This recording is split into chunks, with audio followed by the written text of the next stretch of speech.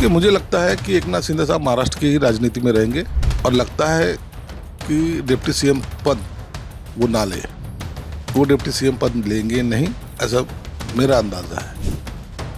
महाराष्ट्र विधानसभा चुनाव में शानदार जीत के बाद मुख्यमंत्री पद को लेकर महायुति में मंथन का दौर जारी है। महाराष्ट्र के मुख्यमंत्री के लिए दो नेताओं का नाम सबसे आगे चल रहा है। पहले बीजेपी के देवेंद्र फडणवीस हैं तो दूसरे शिवसेना के एकनाथ शिंदे। महाराष्ट्र में नई सरकार को लेकर खूब कयासबाजियां भी चल रही हैं। एक तरफ महाराष्ट्र चुनावों में महायुति गठबंधन के शानदार प्रदर्शन के बाद कार्यवाहक मुख्यमंत्री एकनाथ शिंदे ने कहा है कि वो अगले सीएम के नाम के लिए भाजपा नेतृत्व के फैसले का पूरी तरह से समर्थन करेंगे और इस प्रक्रिया में बाधा नहीं बनेंगे। इससे शिंदे को उप मुख्यमंत्री पद की पेशकश की संभावना और क्या वो इसे स्वीकार करेंगे, इस बात पर बहस शुरू हो गई।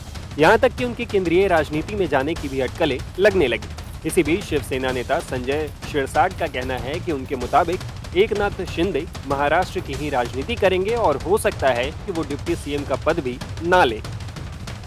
देखिए, हम सत्ता के लिए ये उठाव नहीं किए थे। जितनी चांस मिला है उसका प्रॉपर यूज जिसको बोलते हैं वो करने की कोशिश एकनाथ शिंदे साहब ने की है। 2.5 साल में आप देखेंगे कि पूरा माहौल उन्होंने बना दिया था।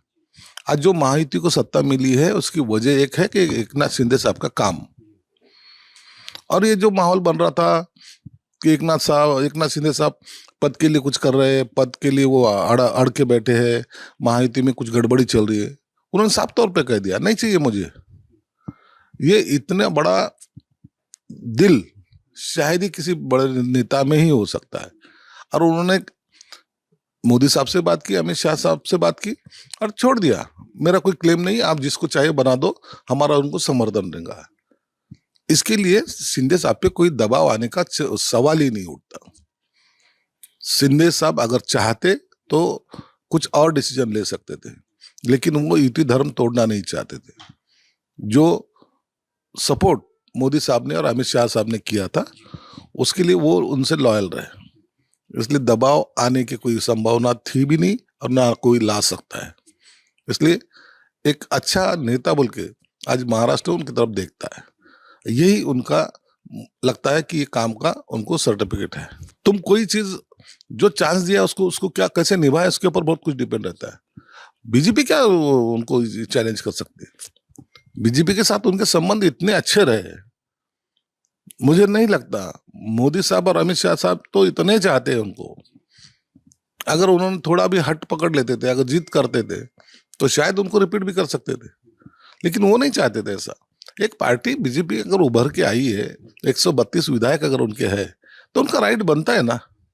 तो उनके राइट में अपन अपनी थाली पे जो बोलते हैं ना कि भाई अपना ही परोस लो, वैसा उस नेचर के शिंदे साहब नहीं है, इसलिए उनको यूज एंड थ्रो कोई कर भी नहीं सकता। आज भी शिंदे साहब वो शिंदे साहब है। नहीं, कोई दावा नहीं किया था शिंदे साहब ने, कोई दावा नहीं किया था। अगर दावा करते तो शायद फिर वो अड़ के बैठते थे, लेकिन उन्होंने पहले दिन से कोई दावा नहीं किया था। उन्होंने यही कहा था कि ऊपर के जो नेतागण जो है, एनडीए में हमारी युति है, तो वो युति के माध्यम से जो भी उन्होंने डिसीजन लेंगे वो हमको एक्सेप्ट है। ये उनकी पहले से राय थी और उसी राय पे वो कायम रहे। देखिए, मुझे लगता है कि एकनाथ शिंदे साहब महाराष्ट्र की ही राजनीति में रहेंगे और लगता है कि डिप्टी सीएम पद वो ना ले। ये बहुत बड़ी बात हो सकती है, वो डिप्टी सीएम पद लेंगे नहीं, ऐसा मेरा अंदाजा है। बता दें कि गुरुवार देर रात भी महायुति के शीर्ष नेताओं की एक बैठक दिल्ली में एकनाथ शिंदे, देवेंद्र फडणवीस और अजीत पवार ने केंद्रीय गृह मंत्री अमित शाह और भाजपा अध्यक्ष जेपी नड्डा से मुलाकात की और महाराष्ट्र में अगली सरकार के स्वरूप को लेकर चर्चाएं की। बैठक के बाद शिंदे ने दिल्ली में मीडिया से बात करते हुए कहा कि हम 1 या 2 दिन में फैसला लेंगे। हमने चर्चा की है और चर्चा जारी रहेगी। जब हम अंतिम फैसला लेंगे तो आपको पता चल जाएगा। बता दें कि 20 नवंबर को हुए महाराष्ट्र चुनाव के नतीजे 23 नवंबर को घोषित किए गए थे। इसमें महायुति ने बाजी मारी थी। महायुति गठबंधन के तीनों दलों में से भाजपा ने 132 सीटें जीती, शिवसेना को 57 सीटें मिली और एनसीपी को 41 सीटें मिली थी।